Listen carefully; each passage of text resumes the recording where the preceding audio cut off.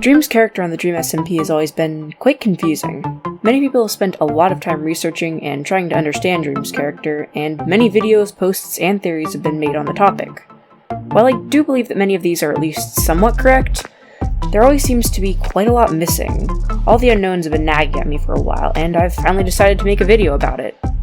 Before getting into the video, I just want to clarify that I am by no means an expert, nor has anything I'm about to say been anything close to confirmed. This is all just research speculation that I've done in my free time. With that being said, I would also like to clarify that when I say Dream from here on out, I'm referring to the character and not the actual person.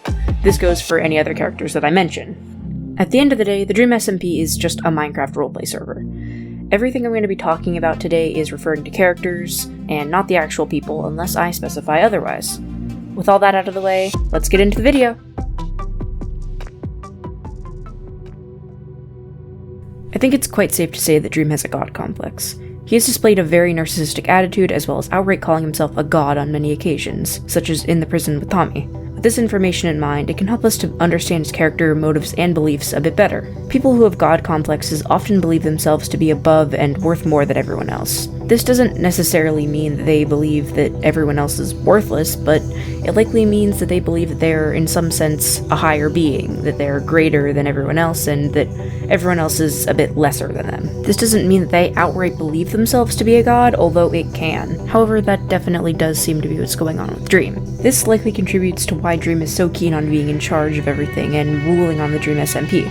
He believes that only he has both the right and the ability to rule correctly. This way of thinking can be related to a common belief in history known as the divine right of kings, which was a belief that a ruler was related to or was a divine being or god. This often caused complete obedience and loyalty to the rulers, as the people believed them to be divine beings.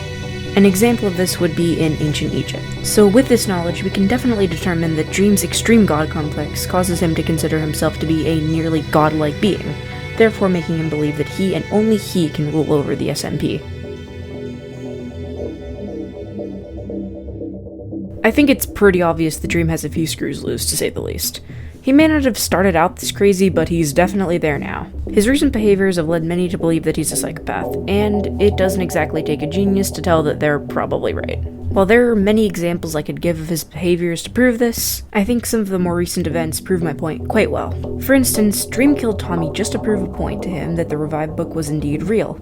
He then proceeded to revive Tommy, and without even missing a beat, without giving him a chance to breathe or get used to the fact that he was back alive, Dream started questioning him about what death was like with a kind of morbid curiosity.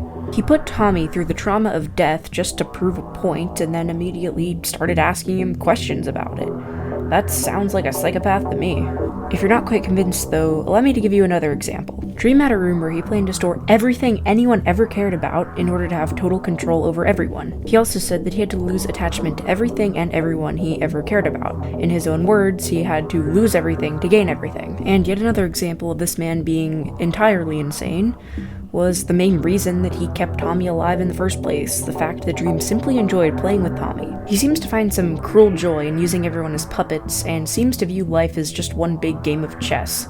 There's always the chance, of course, that Dream could be faking this in order to kind of cover up his real emotions, but him being a psychopath does seem to make a lot more sense to me.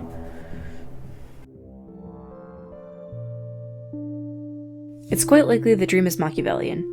For those of you who aren't nerds like me, allow me to explain. The term Machiavellian actually comes from a person known as Machiavelli, who wrote a book called The Prince. The contents of this book are considered very morally wrong, as it viewed politics in a very concerning light. The book gave quite twisted instructions and advice to a new ruler on how to keep his power. The term Machiavellian was later named after Machiavelli for his twisted views on politics. The term Machiavellian nowadays has two different definitions, one pertaining more to its origin in twisted and morally incorrect politics, and the other dealing more with dishonesty, manipulation, and deception. The second definition is used most commonly in psychology. Both can apply when characterizing someone as Machiavellian, and I would definitely argue that both would characterize Dream quite well, though I would definitely say that the psychological definition is more relevant in determining Dream's mental state and understanding his personality.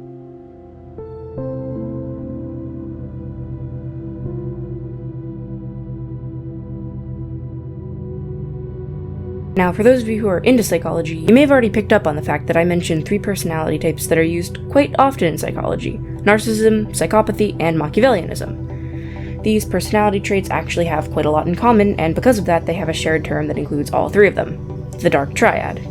The Dark Triad personality types are similar, but not quite the same.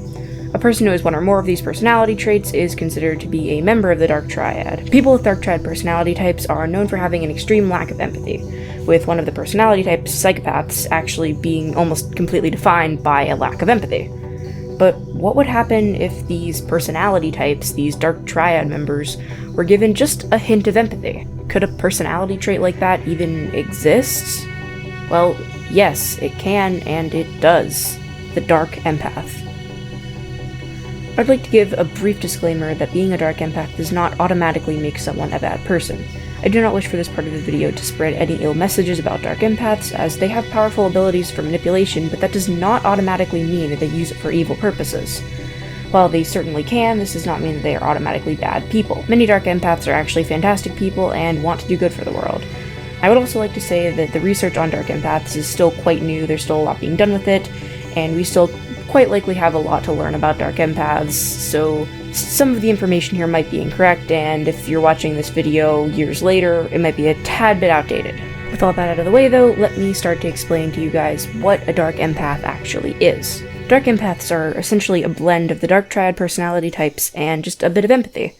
The empath part of the phrase comes from the word empathy, of course, but it also derives from another personality known as simply an empath. Empaths are a personality type with extremely high levels of empathy.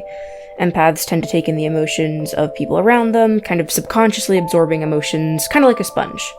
I think the best comparison I can make here to kind of explain this is that while one person who has extremely high levels of empathy may see someone crying, go over, talk to them, and find out that their dog has just died, and then start crying along with them, kind of feeling the same way they do about their dog dying.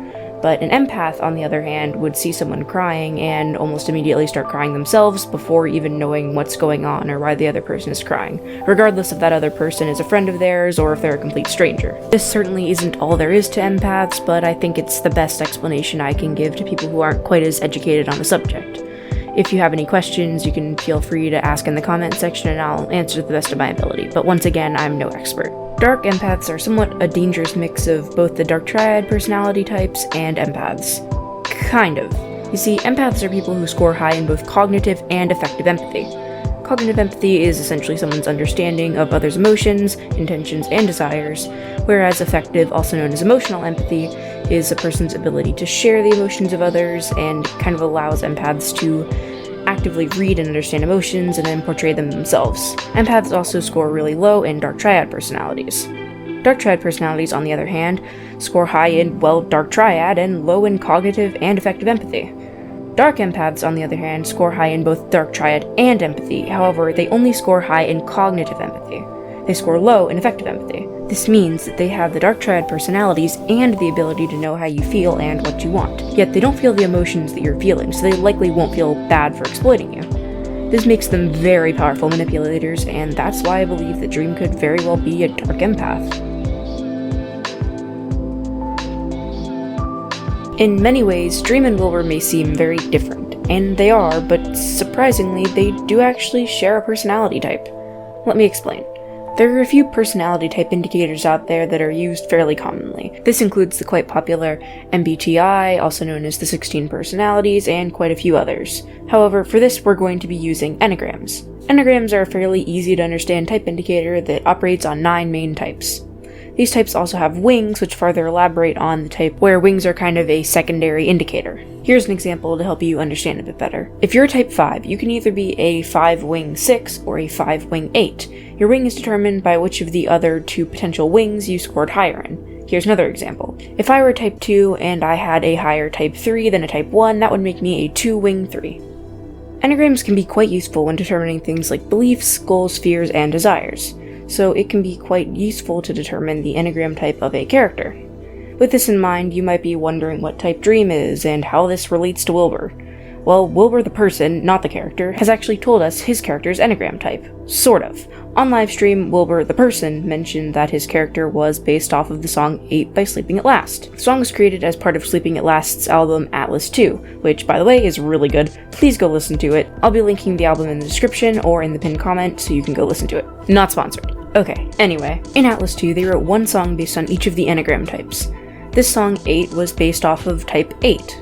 From this we can probably determine that Wilbur is indeed a type 8, but that wasn't quite enough for me.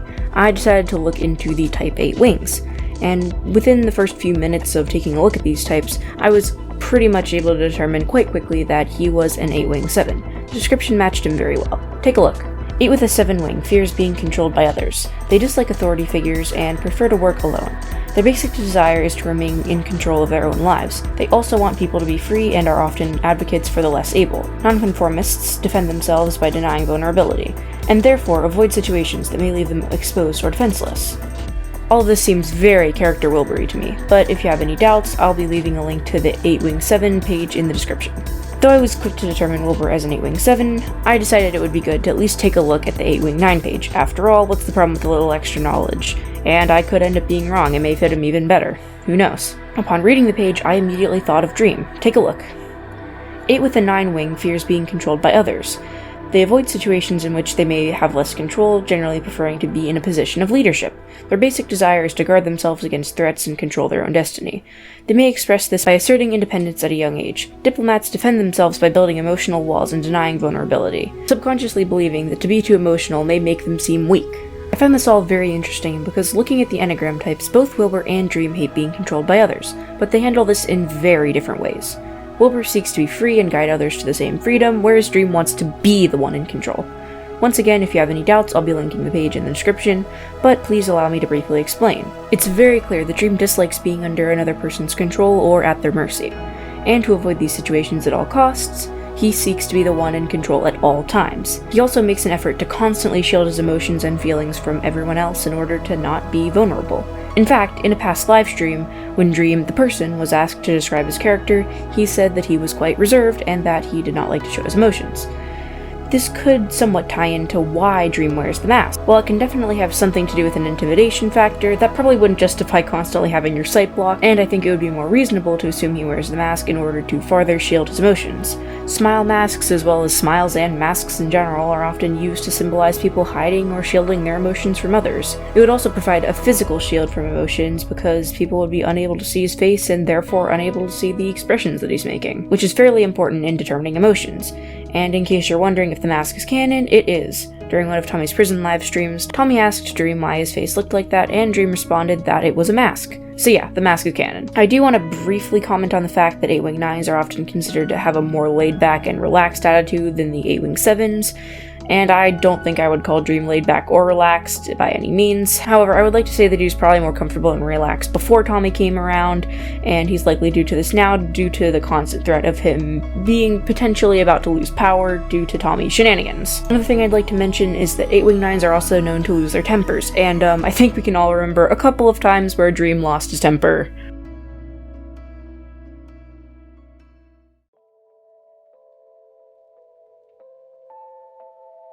So Dream's character likely has a few screws loose and might be a dark empath. He is also likely an Enneagram type 8-wing 9. This, of course, is just a theory. No, but seriously, take everything I say with a grain of salt. This video is all speculation, and we may never know if any of this was right or not. Nonetheless, I hope you enjoyed. And again, I want to emphasize that the Dream SMP is roleplay. I am talking about fictional characters and not real people or even their internet personas. Dream is not a psychopath, at least to my knowledge, and the SMP is all for fun. I know this is a bit different from what I usually do, which is animations, but I'm glad to say that I had a lot of fun with this one. I may do more theories in the future, and I have a lot of other big plans for the future as well. A lot of them are already in the works, and I am super stoked to be showing them to you guys soon. I can promise that if you like this video, you will love the things that I have planned, so if you're not subscribed already, it would mean the world to me if you could, but I can't force you. I really do hope you enjoyed, and I'm excited to be delivering more content to you guys soon. With that, bye y'all, hope you enjoyed. Peace.